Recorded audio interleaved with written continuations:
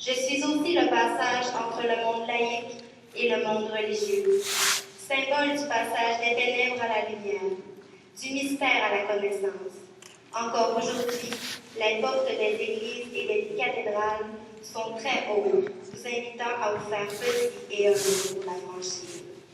C'est la seule clé qui permet de passer de ce monde au monde de Dieu. Tu veux dire, non, que pour te franchir, il me faut être petit et humble? Oui. Ben laisse faire, je vais passer ailleurs. Dites, les amis, par où que je pourrais passer? Hein? Oui. Quel escalier? Oui, mais... Hein? Oui, mais là, maintenant, là... Oui. Oui, Dieu, c'est sûr que Dieu pourrait m'en ouvrir une porte, hein? Mais là, je suis mal pris. Elle est fermée. C'est une idée. Réfléchis. Hein? Il est trop songé pour moi, lui.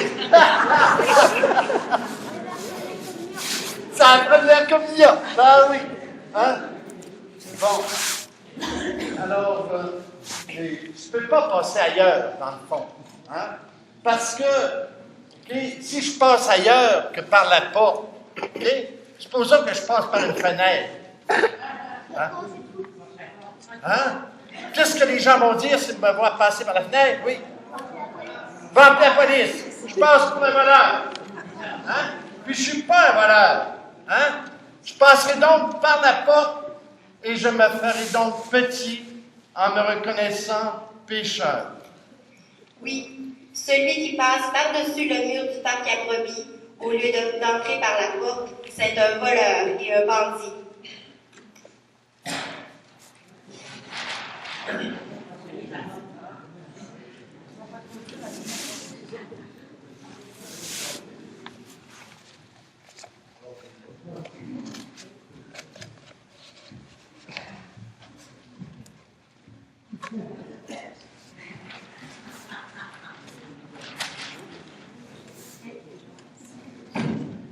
La porte qui nous permet d'entrer dans la maison du Père, c'est Jésus. Il nous invite en toute humilité à nous convertir. Seigneur, nous ne reconnaissons pas ta voix perdue parmi les voix du monde qui ne cesse de nous appeler à consommer. Ouvre ta porte, Seigneur. Ouvre ta porte, Seigneur. Seigneur, nous essayons par nous-mêmes d'entrer dans la bergerie, alors que toi seul peux nous y conduire. Ouvre ta porte, Seigneur. Ouvre ta porte, Seigneur. Seigneur, nous cherchons le bonheur et nous refusons, pour le trouver, de passer par la porte que tu veux nous ouvrir. Ouvre ta porte, Seigneur. Ouvre ta porte, Seigneur. Père, par l'eau du baptême, tu nous as ouvert en Jésus la porte du salut. Fais jaillir à nouveau sur chacun et chacune de nous la grâce du baptême. Nous te demandons, par Jésus ton Fils, le bon berger, la porte qui nous mène à toi pour les siècles des siècles. Amen. Rends donc grâce au Seigneur pour cette porte qu'il nous ouvre.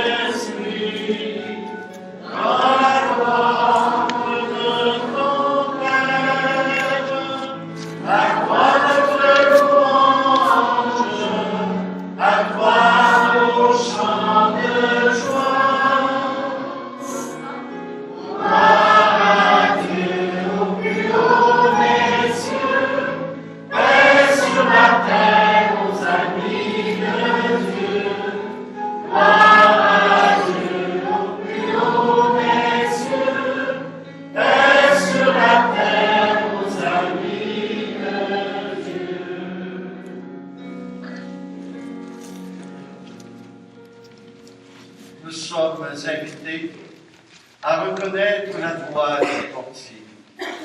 Accueillons le livre de la parole. C'est la parole du portier que nous sommes invités à reconnaître.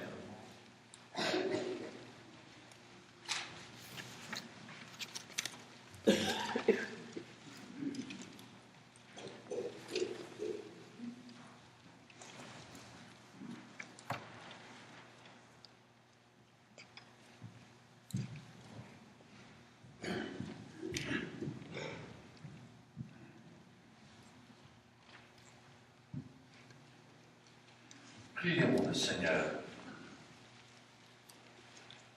Dieu fidèle, c'est toi qui nous conduis vers la vie.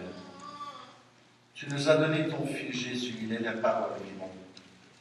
Donne-nous d'entendre sa voix lorsqu'il nous appelle par notre nom.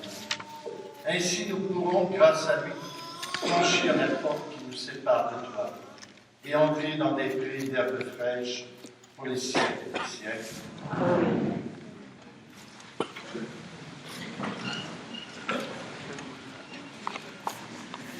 Lecture du livre des Actes des Apôtres.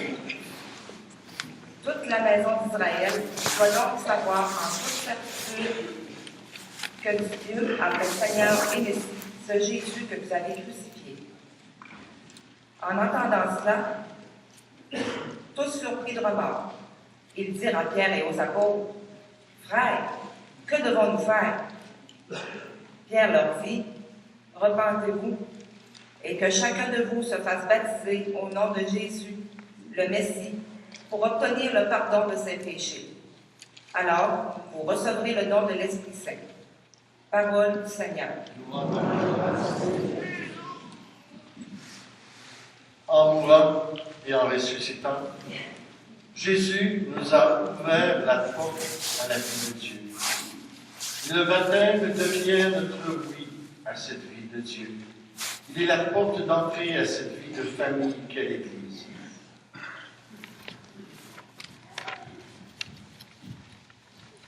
Alors, j'avais oublié de mentionner tout à l'heure, aujourd'hui, c'est la présentation des bébés dans nos églises.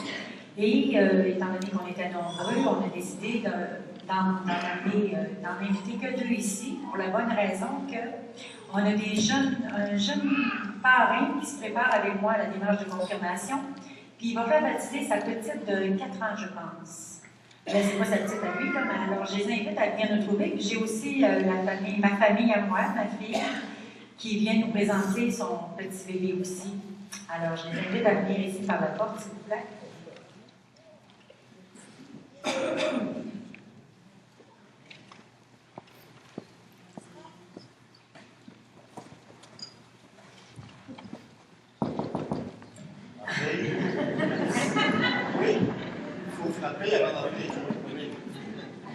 Alors, simplement vous dire que quand on reçoit pour la première fois nos jeunes futurs baptisés, c'est déjà le baptême qui commence. Alors, j'invite l'abbé Jacques à les accueillir, à les présenter en même temps. Et par la suite, vous savez que vous serez invités à venir cueillir le nom de ces bébés pour être un parrain ou une marraine de baptême et spirituel tout au long de l'année. Alors, quel nom de choisir? Oh! Théo. Est-ce qu'il y en a qui savent ce que veut dire Théo? Dieu. Théos, ça veut dire Dieu. Alors, j'espère qu'il ne se prendra pas pour Dieu, par exemple.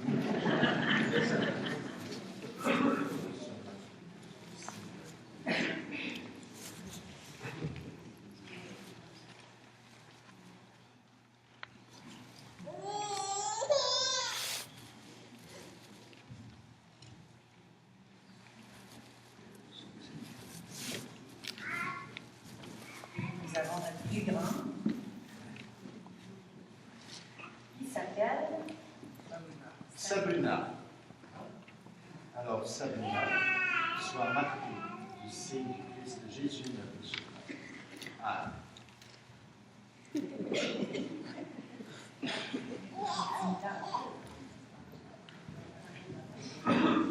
Alors, je pense qu'on peut les applaudir.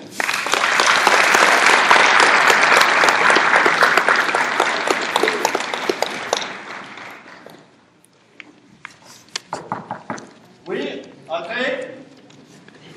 Tout le monde est maintenant, hein? Qui est là? Je m'appelle Isaac. J'ai entendu la voix de Jésus. Depuis plusieurs mois, je me prépare au baptême. Oui, c'est vrai, Isaac. Tu es déjà un catéchumène.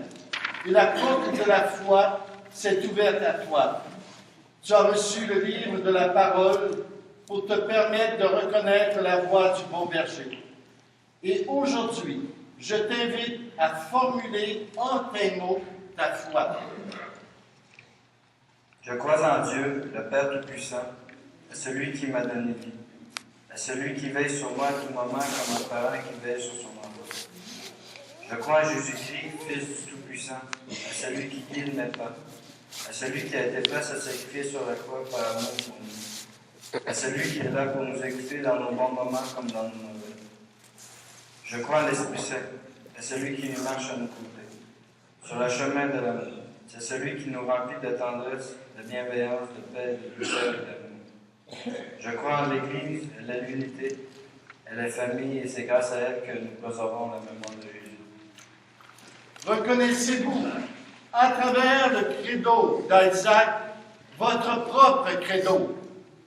Oui. Alors répétez après moi. Telle est notre foi.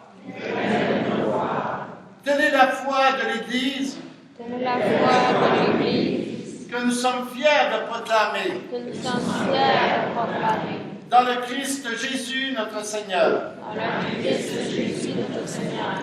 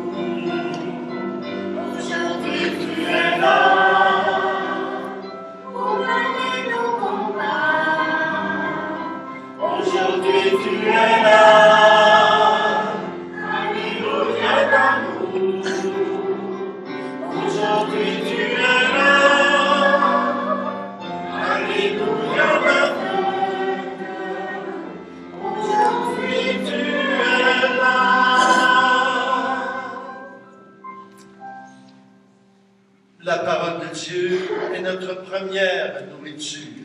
Hein? Si je vous dis, mes amis, je vous aime, qu'est-ce que ça fait dans votre cœur? Oui.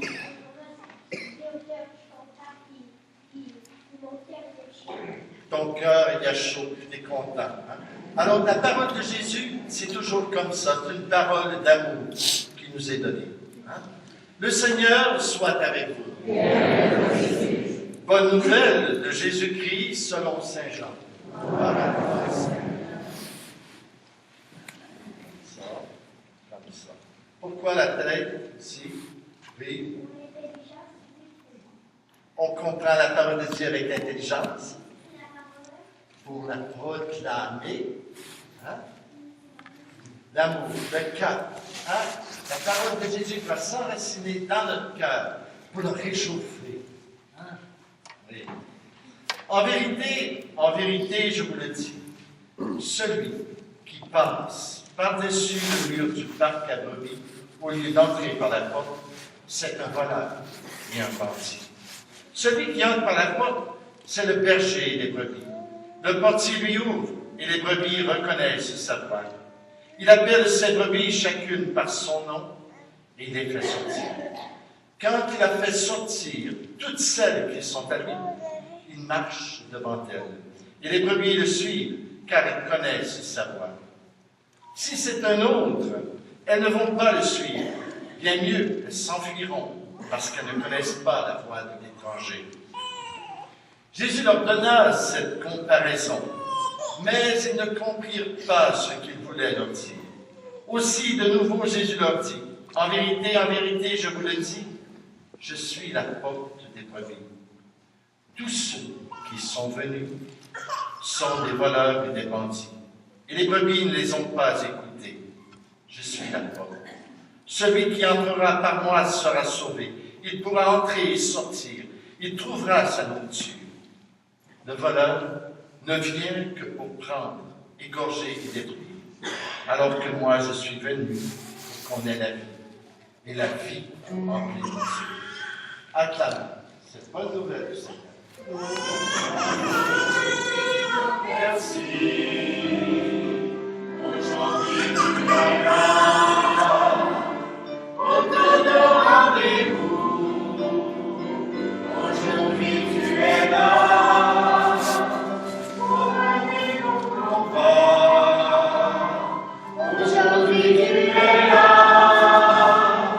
Alléluia, d'amour.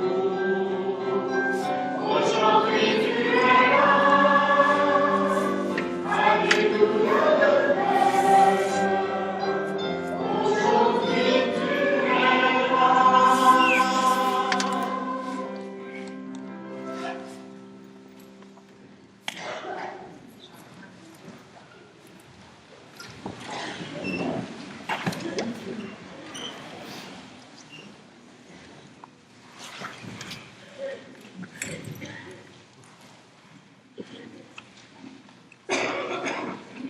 Isaac, depuis plusieurs mois, tu as choisi un chemin particulier, celui de passer par la porte qu'est Jésus.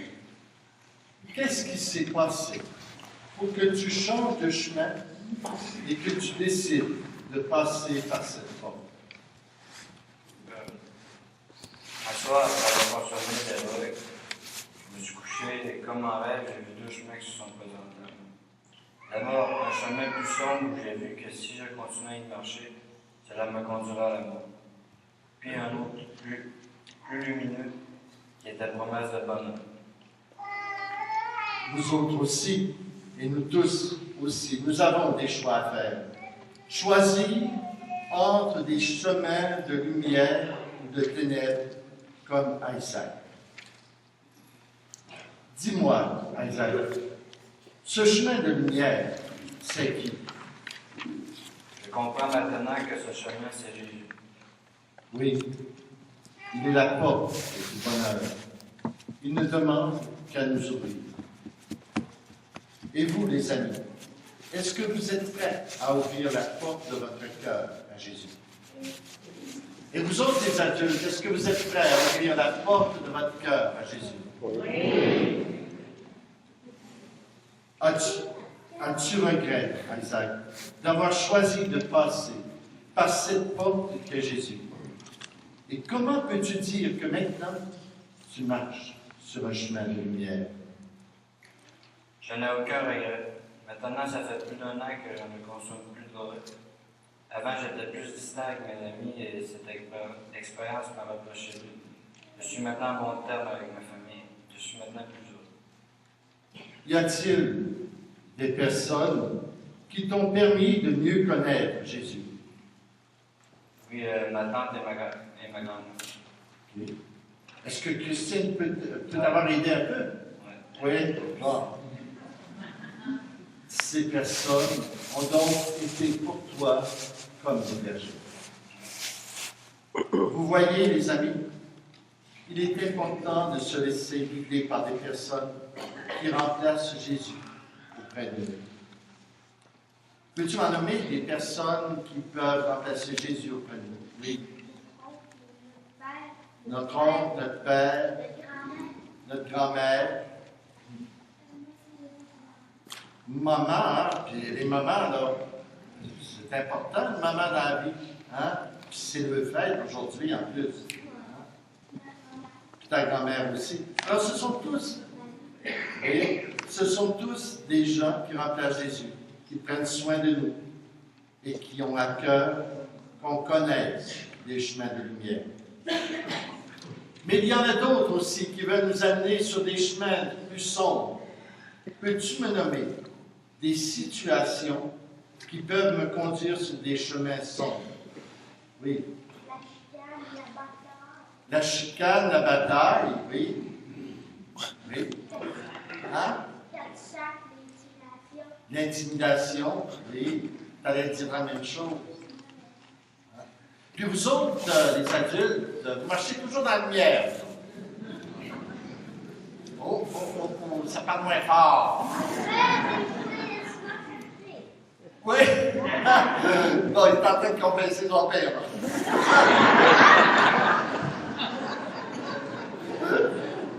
Bon. Alors, je pense que nous autres aussi, OK, on a des conversions à faire. On ne marche pas toujours sur des chemins de lumière. Jésus dit que toutes ces choses sont comme des voleurs et des bandits. Et ils s'emparent de notre cœur et nous éloignent de Dieu. Et tantôt, Isaac a nous nommé une chose qui est la drogue. Hein? Oui. Qui t'a empêché, dans le fond, d'être en contact avec toi et avec les autres aussi. Hein? Merci bien, Isaac. Alors, Isaac.